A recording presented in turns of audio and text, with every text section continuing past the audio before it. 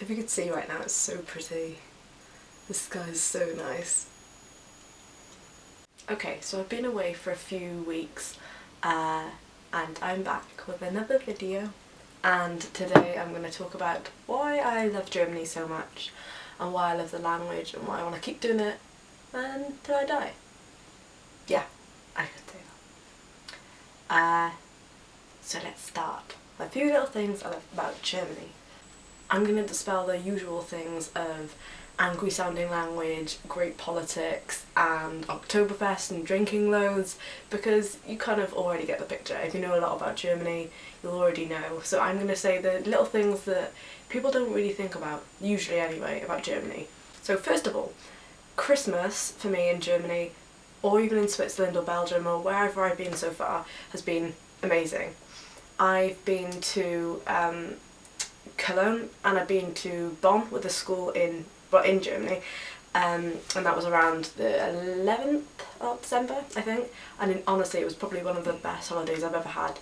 I don't know what it is, but if I have a really, really hot holiday in the summer, it's kind of like I expect it, but when I went to Germany I didn't expect what I saw with the Cologne Dorf, and oh, it was so big, it was massive, but it was amazing. When we saw it, it's like jaw-dropping, and went to the hardware store and all of the obviously Western things, but there was the Christmas markets with the traditional wooden huts, and they were selling like glassware to put on your tree, and I have a few.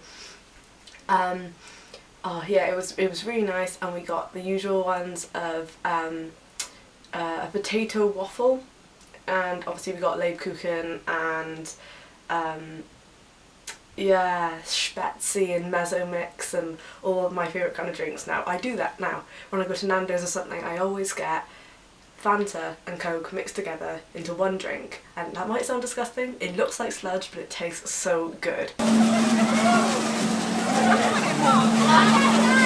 And the thing I like about Christmas is technically in Germany, you can correct me if I'm wrong, but I think that they have an official Christmas obviously, but on the 6th the kids get lots of little things, so they get sweets and oranges and tangerines and things like that, so it's like a little mini Christmas before the actual Christmas.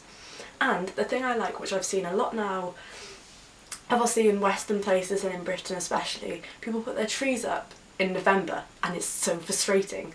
Like, I think you should only be allowed to celebrate Christmas and put your tree up and decorations up in December, otherwise you lose the enjoyment of Christmas. Because if you're going to keep putting it really early, it's just going to dilute Christmas and make it less exciting than it already is. That's why, where Germany Germany kind of officially started Christmas, if you think about it, because they were the ones that brought the Christmas tree over to Britain and all that jazz with Nikolaus and things like that. Obviously, Nikolaus was turned into Santa and he was made red by the Coca-Cola advert, so there we are, more westernised. But yeah, in Germany they put their tree up on the 24th, and I think that's good, to be fair, because then you don't really have to see Christmas everywhere, but you can still celebrate it. Yeah. You might be able to tell, but I've got a little bit of a cold, a little bit of a snotty nose, so that's nice. And on the 25th, in Christmas in Germany, they'll either have Nikolaus or they'll have Knecht Ruprecht, who'll bring the bad children sticks and bits of coal and stones if they have been very bad. And I think that's a better incentive to make kids be better at home and to behave much better. Okay, another thing, number 2. Fasching and Carnival seem so exciting.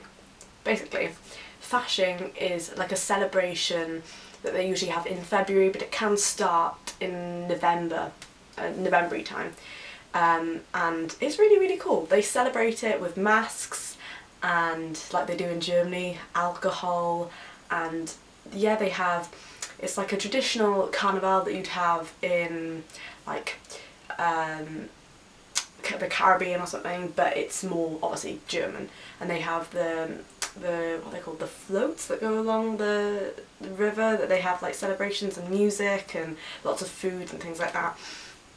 And Fasching is more centralised in kind of some in the cities, but yeah, it sounds really cool. But I've never actually been, and I've always wanted to go, because in Cologne especially, they do Carnival really, really well.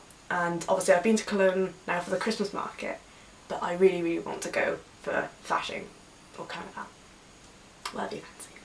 Something else I love in Fasching is on the 8th of March, which is International Women's Day, I think, or especially Women's Day in Germany. They're allowed to go around, women are allowed to go around and cut men's ties off, and it's accepted. I think it's really, really cool, because it came back to the time where women were kind of repressed, and now in Germany they kind of take that back because it's their day and they can cut men's ties off. I think it represents the removal of masculinity, maybe, but I think that's so cool and we should have that here. Another tradition I recently found out about was the stealing of the May tree. This is the funniest thing. Basically, every little village, I don't know whether in Germany or in some special reason, you can tell me that, but they have a tree that they pick themselves and they put it in the ground in the centre of their village and they decorate it. And that is like the village's little thing. But then other villagers can come during the night, or whenever they think is easiest, and steal the tree. And if they do steal the tree, basically they send a letter to the village that they've stolen the tree from, saying if you like hold a party and make the drinks and everything free for the village that stole the tree, they can have their tree back. And that happens a lot in Germany, and that's the funniest thing. And we saw a video basically where one of the villagers had full on like heavy duty trucks, about like 8 of them, just to remove this tree, and it's like such a small thing, just like stealing a tree, but they go all out and they take it, and it's like, oh, it's the best. I'm going to leave a link down below to the video that we saw, and you need to watch it, it's hilarious. Something I also love is how much they appreciate sport. Like in places like Bavaria, where they have Bayern Munich, they charge barely anything for tickets to see the football, and it's like a companion thing. Everyone that lives there supports it, and everyone basically has cheap beer, which you're allowed in the stadiums because it's fun. It's like a community event. Whereas here, if you did that, it would be like frowned upon. You're not meant to have alcohol and things like that, and it's more like a rowdy kind of thing. But there, it's accepted, and basically they always have those really loud chants. Like they've took the Seven Nation Army by White Stripes, and that's their song now whenever they have a goal. One of the last things that I do love, which is obviously one of the main things, is the language. Oh my god. Everyone that I've spoken to thinks German is really hard, and they think that German is a really, really difficult language compared to French, compared to Spanish, but I don't see that. I think because the way that you form words and the way that the sentences are arranged, it's a lot like English. I don't know, I just find it really, really easy, and it's really enjoyable at the same time. I don't know. Yeah, and the bits of the language that I do really like are the Ös and the Üs, with the O's and the U's with the umlauts on them, with the funny noises. And I also really find it funny with the stereotypes that German sounds really angry, because it kind of does. But I think it just sounds cool, it sounds badass. Like obviously German isn't a Slavic language, but Slavic languages in themselves sound absolutely badass, like Russian and Slovenian and things like that. They sound so cool, with like when Polish as well. But German by itself is just an amazing language. I just had to turn the brightness up a bit on my camera because it's getting very dark. Very dark. Okay, so what I was going to show you was the longest word in German, which basically means the law delegating beef label monitoring, that was introduced in 1999 in the state of Mecklenburg-Western Pomerania. So it is Rindfleischverkeiterungsüberwachung Saufgeben übertragen gesetzt. I'll say that again.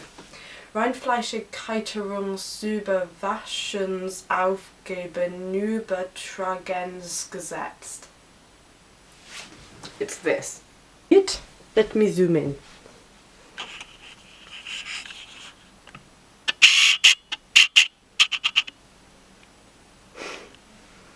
Okay. Oh god, now I need to refocus the camera. Oh god. So there's my favourite reasons for why I love Germany so much and why Germany is so close to my heart. I just love it. I love it. I love what I've seen because I've been to Germany twice now, and I've seen a few different main states and cities and Bundesländer and everything like that. I really, really want to study there, and I really want to live there, because I know it seems to people who live here very similar to here, but I don't know, it just holds something special in my heart. I just really, really like it. And yeah, it's one of my favourite countries. I find it kind of funny because if I look back on this video and I do end up going there, I'm gonna think, wow, you're such a beginner then. When you started, you were such a beginner, jeez. Anyway, thanks for watching. See you next time. Bye! I feel so cozy right now, it's so pretty.